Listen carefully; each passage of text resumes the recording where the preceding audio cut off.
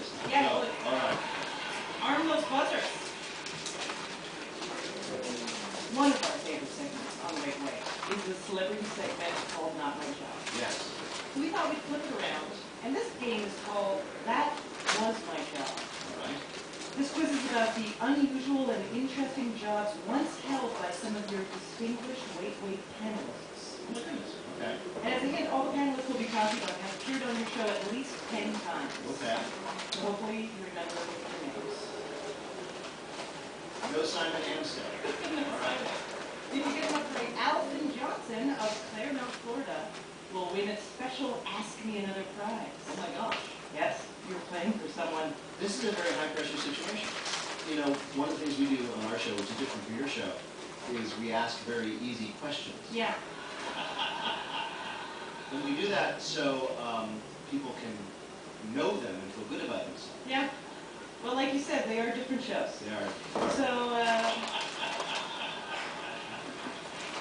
Jonathan Art will be helping me out with this game. That's awesome. Here we go. Which panelist starred in a 1984 Star Wars spoof titled Hyperspace, in which the main characters must defend Earth from a Darth Vader-like villain named Lord Buckethead?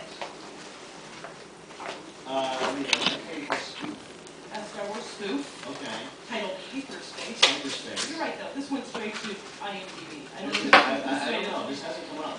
So 1984, they had to be a working professional in 1984. That's right. I'm a median age of our panelists is 84, so that's not going to be a problem. I'm going to guess, was it Paula Hudson? You guessed correct. One of the producers of the film Groundhog Day settled on the song I Got You Baby as the music that wakes Bill Murray up every morning. They were going to use a famous ad campaign, and one of your panelists would have been the voice of that campaign. Who was it, and what was the ad? Well, obviously. Peter. Well, obviously, we have a panelist who actually was just inducted into the Clio Hall of Fame. I didn't know such a thing was. For this ad campaign, it was Tom Bodett from Motel 6, the Wolfie Gold. Two things about it. He wrote that one. And the second thing is, like, sometimes he'll say, oh, we're going away. I'm doing a conference of all Motel 8 owners, and we're all going to this place. I say, you're going to stay in Motel 8. Motel 6. Motel 8 is too expensive. Yeah, I know. Nicer. And he says, I say, no, you're going to Motel 6. He says, oh, you're going to Club Med or something.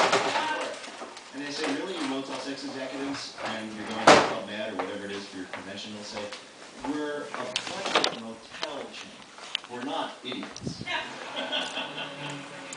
I think that should be their slogan. But, Yeah. I like that. Motel 6. We're not stupid. Yeah, exactly. Come on, come back. All right. After graduating from Georgetown University, which panelist took a job as a lounge singer in a Washington, D.C. bar singing jazz standards? Wait. Peter. I have absolutely no clue. All right, let me think. A panelist on my show, somebody I know, Yes. went to Georgetown and was a lounge singer.